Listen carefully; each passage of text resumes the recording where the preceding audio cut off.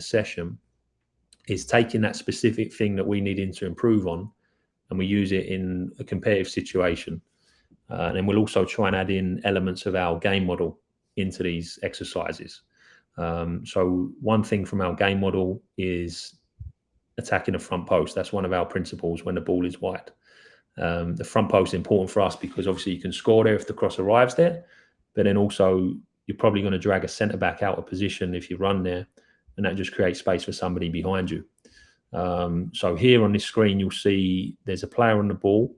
There's a centre forward facing him, and then there's a centre back on his back.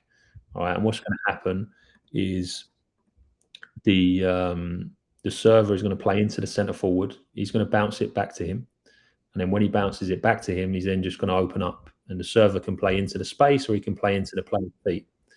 So whichever way he does it, if he plays into his feet, he's taking 2 touches to finish, and then he's going to go and attack across. So he's got to get across that mannequin at the front post, get across the centre back, and then try and finish first time on the cross.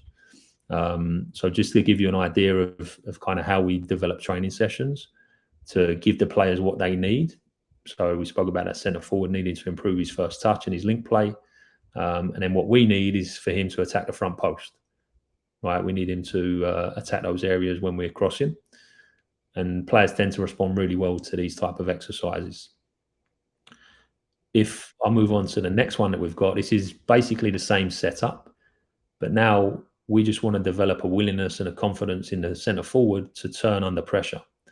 And what you'll notice, I guess, with all the attacking drills I'm going to show you today, is I always try to include multiple finishes on attacking drills, and that's the shape mentality, right? I think attacking players need to be eternal optimists. And when I say that, I mean, they could miss 100 chances, but they've got to believe they're going to score the next one that they get.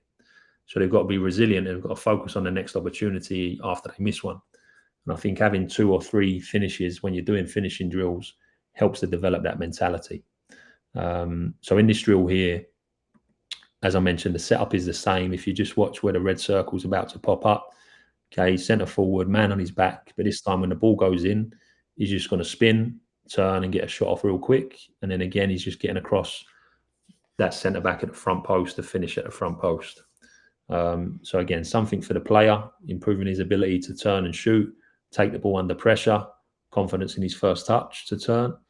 And then something for us where we need him to attack the front post, either to score himself or to create space for somebody in behind him.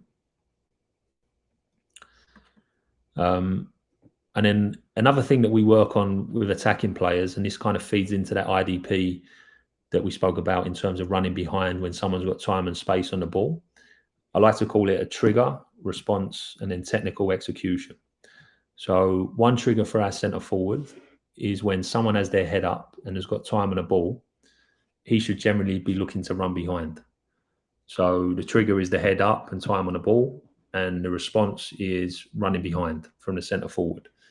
Obviously, the technical execution is the finish that they decide to use from within their toolbox of skills, right? So once they're in a position to finish, do they bend it? Do they blast it? Do they pass it? Do they chip it? So in this exercise above, what you're going to see is there's 2 players where the white arrows are, and they just pass back and forth 1 touch, okay? When one of them takes a touch forwards, there's 2 players there that are just going to open up, and the player on the ball, he can play to either one of those 2. The player that receives it, he's then taking a touch to go and finish. The other player that is not passed to, he goes to press him. So now we're working on that forward finishing under pressure. You'll see here as he takes a touch, he's being closed down, but then he gets a second ball to finish, right? Because we want our forwards to win second balls and to run back when we lose the ball. So they'll get a second ball to finish on some small goals that I'll feed in, and then they go and attack across together. Again, one attacking the front post and one attacking the back post. So I'll just let that play through 1 or 2 more times so you can see it. Here you see one front post gets a toe poke on it and finishes. Okay, again, as he... What's that? Exactly. And the players love to compete on this stuff.